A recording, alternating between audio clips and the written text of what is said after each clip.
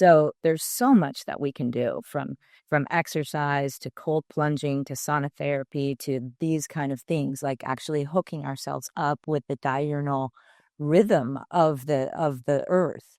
For example, like that also improves our hormone balance because you go out in the morning and the first step in steroid biosynthesis happens in the mitochondria.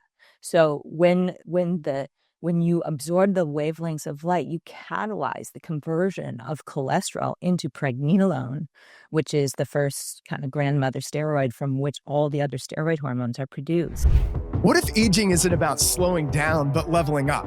I'm Dr. Isaac Jones. This is the Longevity Leaders Podcast. Welcome to the Longevity Leaders Podcast. I'm Dr. Isaac Jones, and this episode is part of our exclusive series recorded at the Exponential Longevity Summit, a global gathering of cutting-edge health experts exploring the edge of human performance, health span, and longevity. Let's get into it. Well, welcome, everyone. This is Dr. Rudy Mueller, and I am here with Dr. Beth McDougall. Thank you for coming today, Dr. McDougall. I appreciate your time, and I look forward to this interview. Me too. Yeah. All right. So I would just like to introduce Dr. Beth to everyone here. You may not know her. Some of you may know her. She is an internationally renowned integrative physician specializing in multifactorial degenerative disease. So really looking at all of the different factors that contribute to degenerative disease and then how to address those root causes. She's the co-founder and medical director of Jyzen, Jyzen, which is a cutting-edge biooptimization facility in Mill Valley, California, right outside the San Francisco area. A pioneer in the orthomolecular nutritional medicine and European biological medicine. Dr. McDougall was among one of the first physicians really trained in functional medicine back in the late 90s. Is that right? 1998. That's hard to believe. The longevity is working out well for you. So her expertise is really in the biophysical diagnostic and therapeutic techniques based on the quantum principles, which I'm really excited to dive into because that is not an area that we operate in from our practice perspective. So learning a little bit more about how you're utilizing the bioenergetics is going to be really cool. And I look forward to this interview. She also works, besides at Jyzen, is the chief medical officer of Kenobi, which is a fund supporting health companies focused on energetic diagnostic and healing technologies. She also serves on a couple advisory boards for the Energy Medicine University and the scientific advisory board of the Resonance Science Foundation. So welcome, Dr. Beth. Thank you so much. Happy to be here. Yeah, that's great. And so really, I mean, when we think of longevity, there's different definitions of longevity, right? In conventional space, maybe, a little bit different in the functional medicine or the longevity medicine space. So just to start out, pretty easy here. How do you approach longevity, or what do you think about when you hear the term longevity? Well, to me, I think about lifespan, but also health span, trying to help people to not only extend their life, but to live a vital life even in advancing age. And I feel that that's possible now with the recent advances in kind of science and also all the technologies that are available and this kind of accumulated understanding about what we can do to enhance the energetics of the body, even at the most fundamental cellular level, like how much energy the mitochondria are producing. We can improve on those energetics, and then that just has beautiful downstream effects that really affects the rate of our aging. And I think that at this point in our history, we can actually reverse biological age. And so even though we'd be advancing chronologically, we can reverse biological aging and feel more youthful at an older age than we did even 10 and 20 years prior. With the biological age, I think that's very interesting that, you're correct, that we can really transition the age. And it's not the chronological age that matters so much, it's the biological age. And so one of the people that we're interviewing is Ryan Smith from True Diagnostics, who's really pioneering this kind of area and really looking deeper into that, the clocks, right? And looking at how can we reverse that biological age, what interventions are impactful for it. So you mentioned the mitochondria as being an important area. What are some things that you're doing with the mitochondria to try to help impact that reversal of the biological age? Well, different types of therapies to stimulate mitophagy, which is where the body will edit or repair or replace damaged mitochondria and birth new mitochondria. And there's so many ways of approaching that. So one way that we do is NADIVs. So intravenous NAD has been shown to stimulate mitophagy, and it's also an energy catalyst, and it just improves energy production in the mitochondria. The other thing that we do that is a little less well known is we do intermittent hypoxic therapy. And so we have the cell gym system here, and one of the largest installation of cell gyms in the country of 6 of them. And what that is where you're lying in a zero gravity chair and breathing oxygen through a mask, and then the coach will cycle you from normal levels of oxygen to mild hypoxia and back 4 times in a 40-minute session. So it's like being at sea level and going to altitude and coming down and going up and down 4 times. And if you do that repeatedly, you begin to release something called HIF-1 alpha.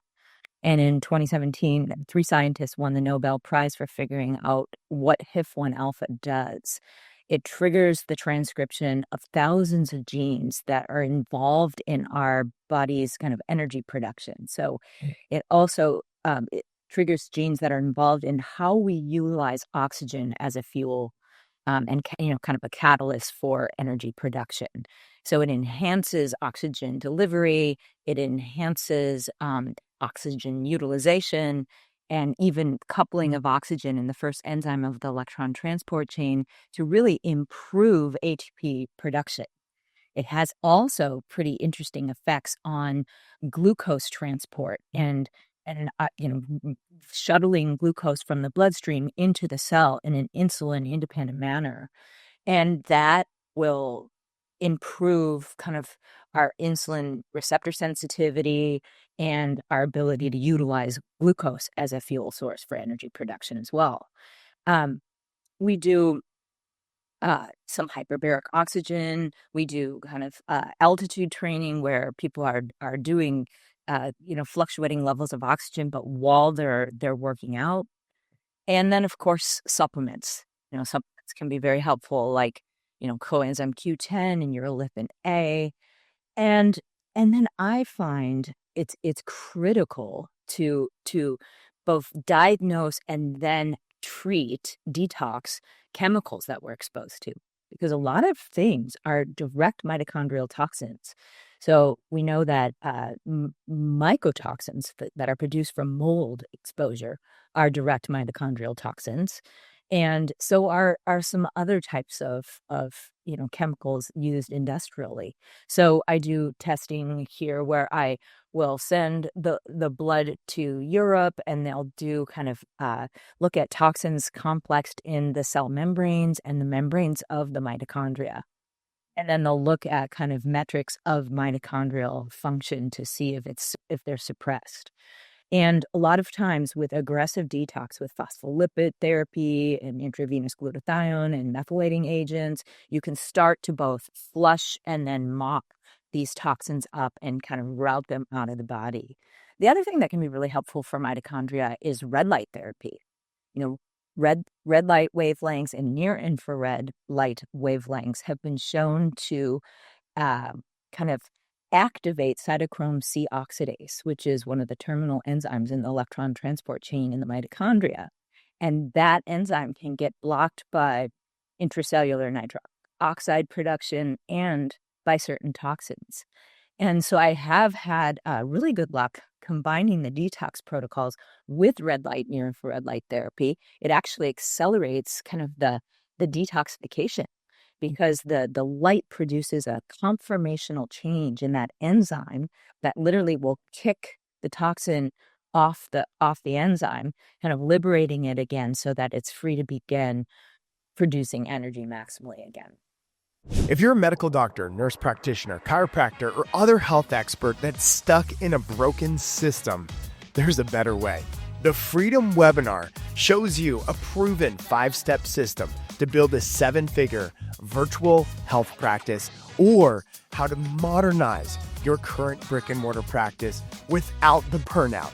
Learn to create high-ticket programs, automated income, residual revenue, and attract clients ready to work with you. Book your $1 Million Strategy session today by clicking the link in the description.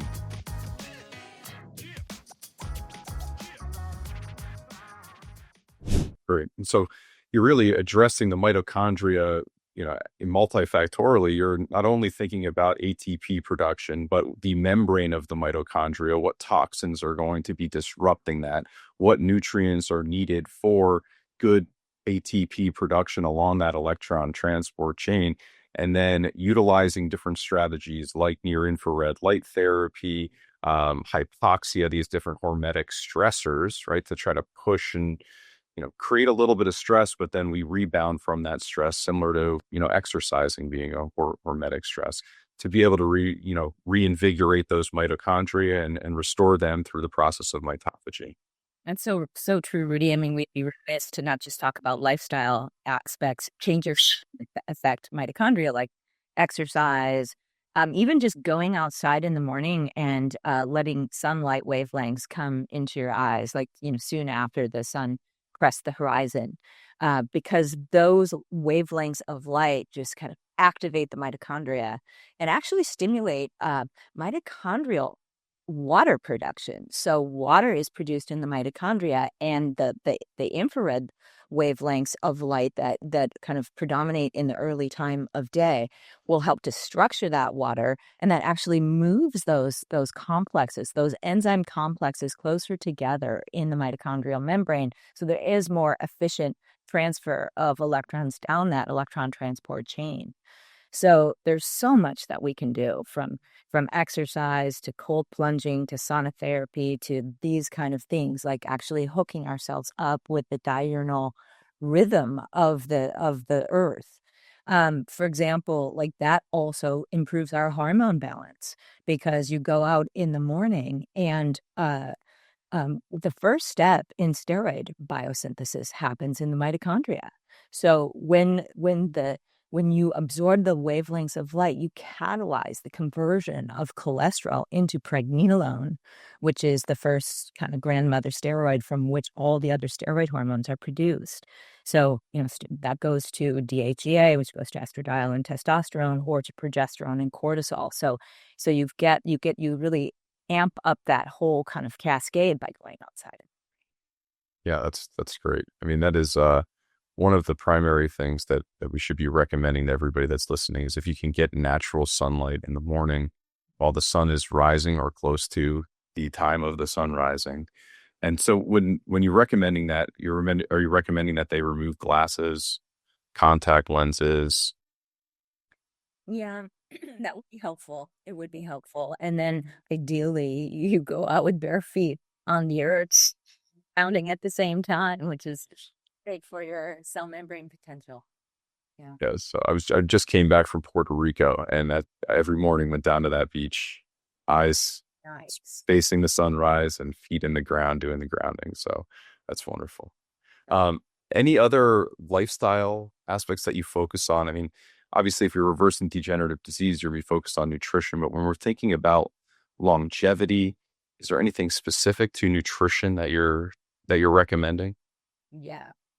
Well, first of all, as I'm sure a lot of your speakers are talking about these days, the slowdown in the metabolism that a lot of people experience as they age is kind of the slippery slope into rapid aging. Like, it kind of, as we start accumulating belly fat, we begin to develop more insulin resistance, and then that catalyzes this kind of bad feed forward cycle, kind of like slide into many of the diseases of aging.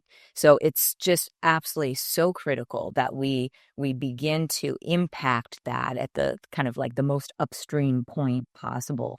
And so dietary interventions are critical for healthy aging, and they're different for different people.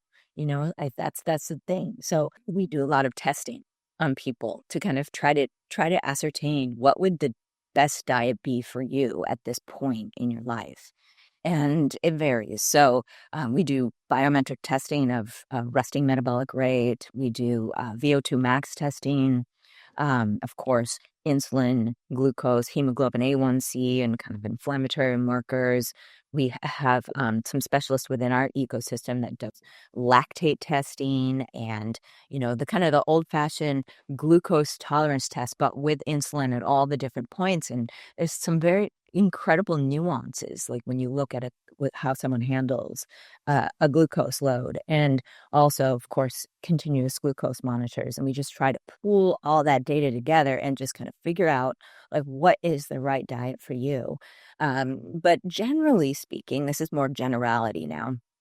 Most people, as they age, do best with a protein forward diet that still contains a lot of green vegetables and kind of living foods, so that you're getting all the life force and the electrons and, the vitamins and antioxidants that your body needs to kind of maintain that cell membrane potential and nourish yourself. So, but the protein forward aspect of the diet is so critical because, as you know, muscle mass is critical as you're aging, and it is, many people say, the currency of longevity.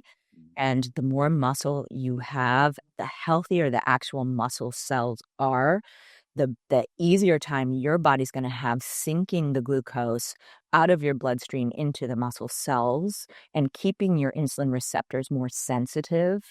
And the healthier your muscle cells are, the easier time your body's going to have to sink the glucose from your bloodstream into the muscle cells.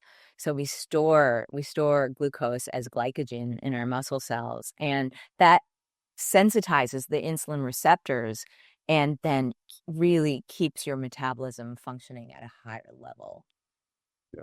And so really looking at glucose, insulin, hemoglobin A1C are kind of the key blood markers to be thinking about. And then I like that you're doing a glucose tolerance test as well, which you're looking at either, potentially all of these, but a 30-minute window after taking the glucose load, or an hour, 2 hours postprandial, maybe even up to a 3 hour, depending on the individual, and then making specific recommendations to the individual based off of the results. Yeah.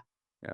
Do you look at anything else? Do you look at genetics at all for trying to pick a nutrition plan? Because you see a lot of these, genetic companies putting out things where we're going to pick the best diet for you, and it's based off of genetics. What are your thoughts on that?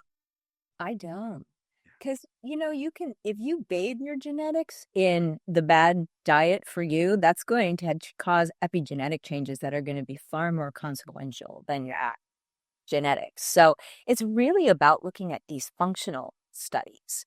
And now in this day and age where we have the ability to wear the continuous glucose monitor and really just take a look at how is your body handling the food that you're eating in real time, and how is that affecting other metrics like your sleep, your sleep stages, and the quality of your sleep, which is, as you know, is so critical for our health and longevity. So to me, the functional studies are so much better. Yeah, beautiful. And so it seems that, your practice is very data driven forward. So you're looking at a lot of data. Besides the CGM, the continuous glucose monitor, for those of you that don't know, is one of those things that you'll see a person wearing on their arm, or some maybe wear it on their thigh, that's constantly monitoring your glucose levels. And then you can look at how your lifestyle, whether it be stress, food, particular food, how your sleep is affecting your glucose levels. So are there any other tools that you would put or rank up there with the CGM as providing valuable data, real-time data that's driving your decision-making as a clinician? Body composition.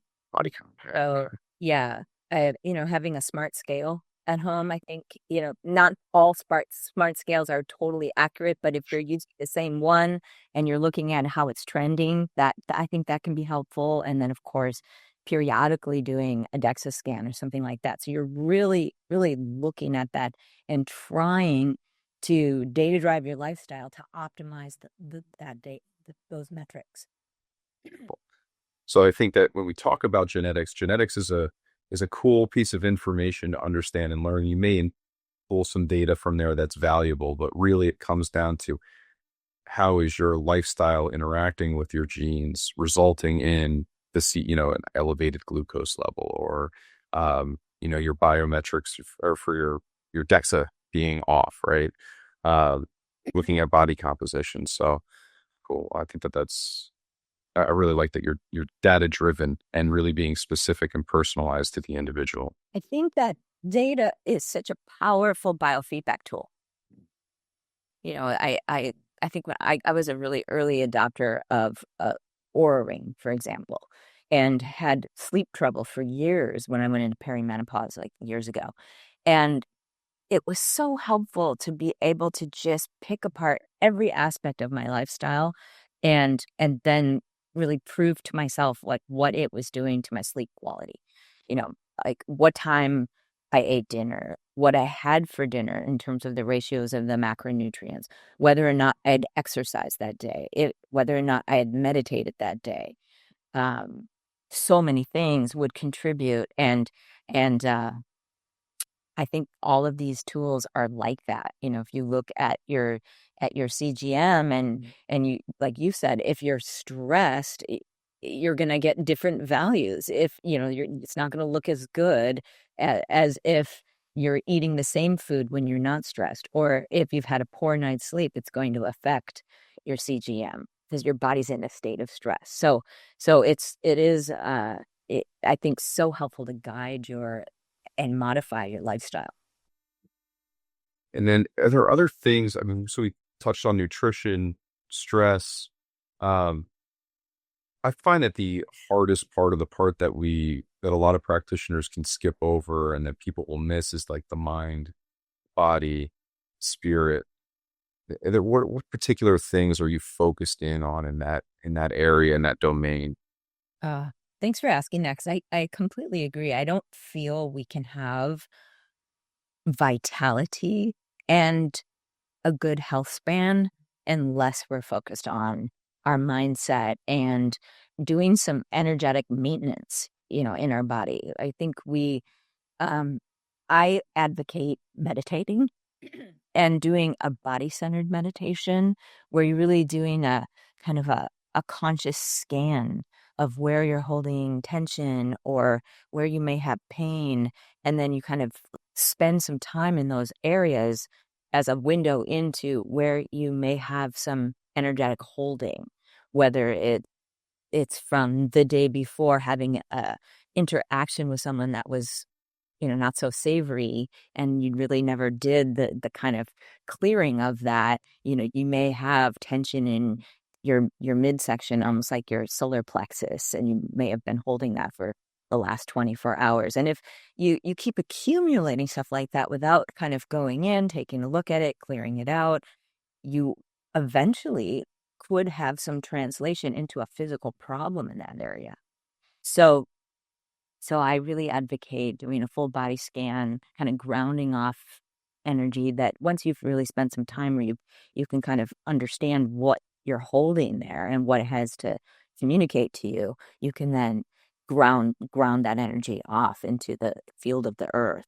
So I really think it's good to set up a practice where we are energetic beings, where you're anchoring your energetic field into the field of the earth, and knowing that we store the reverberations of everything that has happened to us in our field. And sometimes it can cause disruption if we're not kind of doing regular maintenance.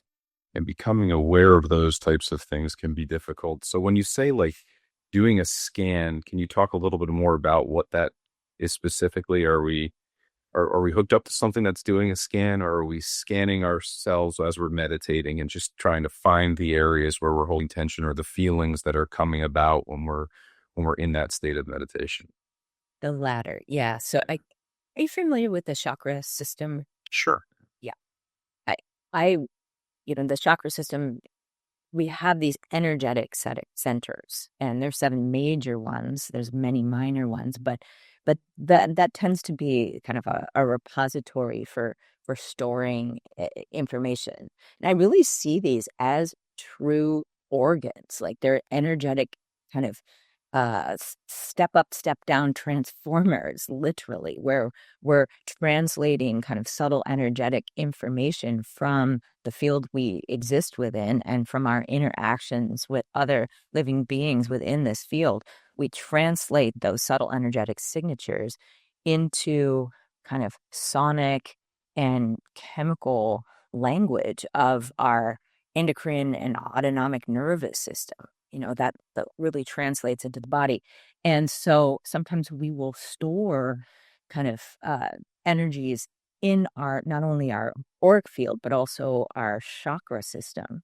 And so doing a scan where you kind of position your awareness in each of the major chakra centers can be really helpful, where you just sit briefly in each one, and it's not like you're thinking about it. You're more kind of positioning the seat of your awareness there, and then kind of tuning into the energy that's there and what it's there to teach you, and what it's about, and learning what you need to learn, and then just kind of clearing the residue. So is there a way that we would teach a beginner on how to do this? Well, I could refer people to my book. I wrote a book, The Pristine Blueprint, and I do go through a chapter on this, and I have a guided meditation in the book, and it's also on Audible as well. So that's a nice way to get that meditation. Excellent. Yeah, I think the guided meditation, especially for beginners, is the key. So, yeah. Great. So, we talked about the data driven. We talked about a little bit about the mind, body, spirit. So your clinic, Jizen, really is a bio-optimization center. It sounds like, from offering the VO2 max to the hypoxic training. Talked about NAD IVs, infrared light recommendations. So with your center, is it a multi-practitioner center? If people are out in that San Francisco area, I just want them to get a little bit of a feel of what kind of center it is, or if people can travel to you to maybe have you as their practitioner and get served by some of those services that you offer.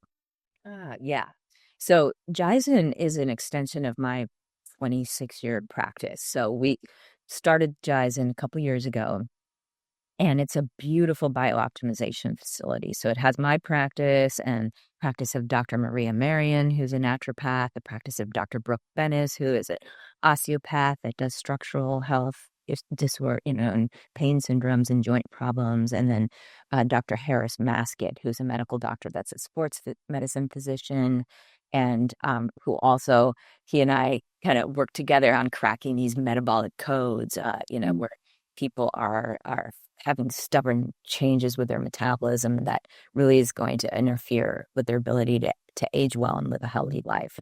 And then we have a lot of experts here. So we have a full biometric testing department that's run by a physiologist named Christina.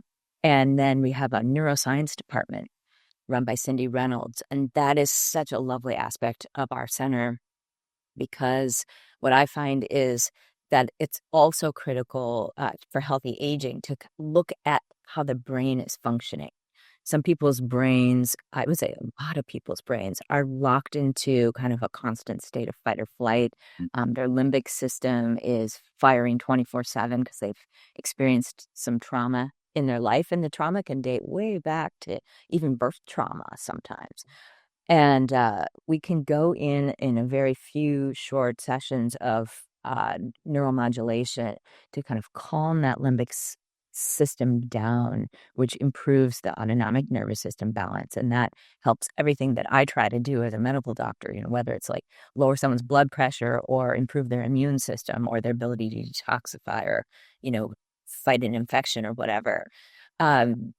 Then we see people, we do a lot of athletes here, professional prize fighting athletes and NFL players and things like that. And so, we have a lot of people, not only with head injury, but repeated head injury that leads to a low voltage state in the neurons. And that does not bode well for healthy aging unless you go in there and actually do things to rekindle the nerve functionality. And so we do a lot of targeted zeolite on the, in the areas of the brain that at low voltage. We do exercise while breathing oxygen. So EWAT, and the type of exercise we do, because there's been some good studies on brain healing, is with the Vasper device. I don't know if you know Vasper. Yeah. Uh, Sebastian Wasowski is one of the founding members of Jizen, and his family produced Vasper. And Vasper is where you're on this kind of cross-training device where you're working with your arms and legs while you have these compression cuffs on your upper arms and upper thighs that have cold liquid going into it. So you have compression, cryo, and exercise. And we do that while someone's breathing oxygen and getting via light. And we do a lot of peptide therapy like cerebrolysin and things, CMAX and Selank and things like that, and MOTS-C, to try to really up the mitochondrial function in those neurons and get them functioning again. And we data drive that completely with serial 19-channel quantitative EEG brain maps.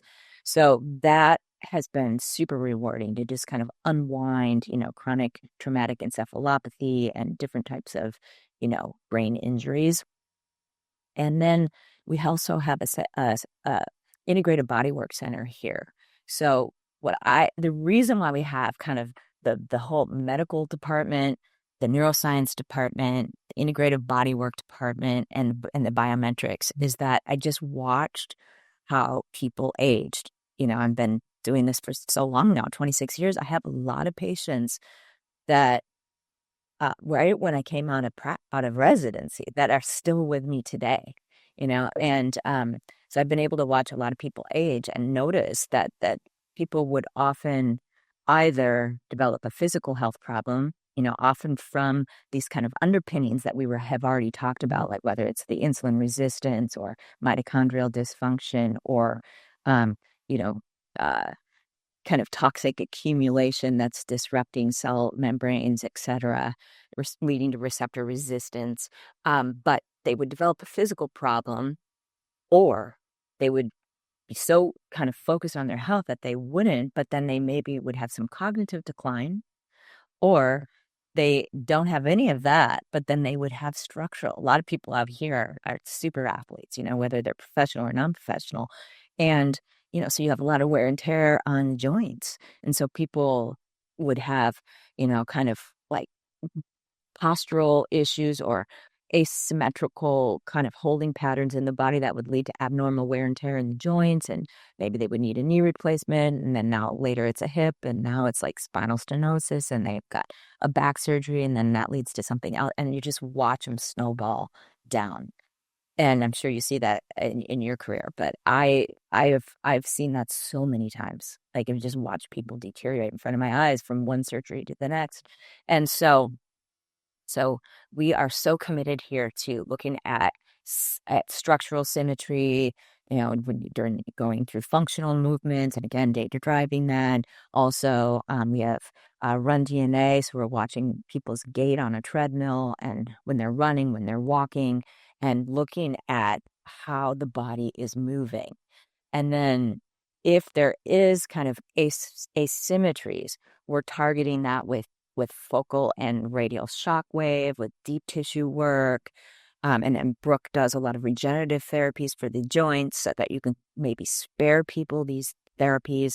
We do a lot of, PRP and biologics of, exosomes and kind of off-the-shelf PRP and that sort of thing, stem cells, et cetera. And then the focal shockwave is so great for stimulating stem cell release within the joint tissue and just really liberating the joint so that the body can reassume, appropriate posture. And then we do corrective exercises. We've got 3 physical therapists in our center, et cetera. I mean, this is a multidisciplinary approach to health and longevity. And I can imagine that most probably started out coming to you because of some sort of condition, symptom, sign, degeneration. And then you've been able to work with them from their place where they entered to now where you're more focused on longevity. So I don't know if you feel like you've got the ability, but if you would like to, I would love to hear maybe like a case study or an example of taking a person from where you met them to where they are now and implementing all of these different disciplinary approaches that you have at your practice. Absolutely. Yeah, I mean, I'll talk about a pretty extreme case of a health issue that I've been able to resolve. So I had someone come in who was diagnosed with Lewy body dementia. And I'd seen Very her scary. before and helped her with a pretty major problem. So she brought her husband in, and previously when they received that diagnosis, they asked the doctor that they were seeing, like, well, what can we do about that? And he said, nothing really. You could kind of enroll in an elder care facility and get your affairs in order. So he came here and I said, well, what did you do for a living? And he was a pipe fitter in the semiconductor industry, exposed to just tons of toxins and arsenic gas and all sorts of things like that. So we did the blood test where I sent it to Germany, where we looked at toxins lodged in his cell membranes, and sure enough, he was loaded with a lot of industrial toxins as well as heavy metals and even mycotoxins and things like that. And so we began very aggressive detox with the phospholipid therapy and the glutathione and the methylating agents. I balanced his hormones, and then turned my attention more to upregulating mitochondria with the NAD IVs. He's responded beautifully to those. We've done a lot of cerebral lysin for, improving growth factors in the brain. He's done a lot of red light therapy, and of course, a lot of the brain training work where we have looked at, his brain. He had like kind of a full encephalopathy in the beginning, and that is not what you see with Lewy body dementia. It was like his brain was suffering like a toxic injury. So I was able to see that from this quantitative EEG, and then keep away at the at the detoxing. And sure enough, just he really regained his functionality. So he was unable to work any longer because he wasn't able he was having dementia symptoms, and was unable to even manage projects around the house. He was unable to socialize because he couldn't keep up in conversations, and then he gradually began to like remember how to keep scoring pickleball. He was able to socialize again, travel, kind of navigate while driving in unfamiliar environments. And now he's like managing home remodel projects and things like that. He also had the kind of the common sequelae and associated problems of REM sleep disorder, where he would act out his dreams. That's very common with different neurodegenerative diseases. That's over now. He had constipation. That's gone now. So a lot of the common things you see with Parkinson's, have actually gone away. His movements also have become much more fluid, and yeah, he's just, and he's still at it. We're still at it. We have a lot of work still to do, but after about a year in, he's really a changed man. Yeah, and people fail to realize that it's been, I mean, I don't know if you mentioned it, I missed it. How old is this individual when he came to see you? He's in his 70s. Yeah, so he's had 70 years or 60 plus years of being exposed to different things, not detoxifying well. And so this damage has occurred over that time. And so it does take time to get a person back, but within a year to have those types of changes is pretty miraculous. And being able to utilize all of those tools in your tool belt and within inside of your multidisciplinary clinic helped accelerate that process, whether it been peptides or infrared light, understanding the brain, whether it's through a brain map or an MRI. That's wonderful. Yeah. Yeah. And it's just like other examples would be more like someone coming in who's been, an executive and has made it in his career, and he now is just interested in aging well. He wants to enjoy the rest of his life. So a lot of times people will come in and their hormones are an absolute mess. They maybe have had some hormone pellet insertion, the testosterone's through the roof. It's metabolizing into DHT and estradiol, and now their PSA is elevated, and things like that.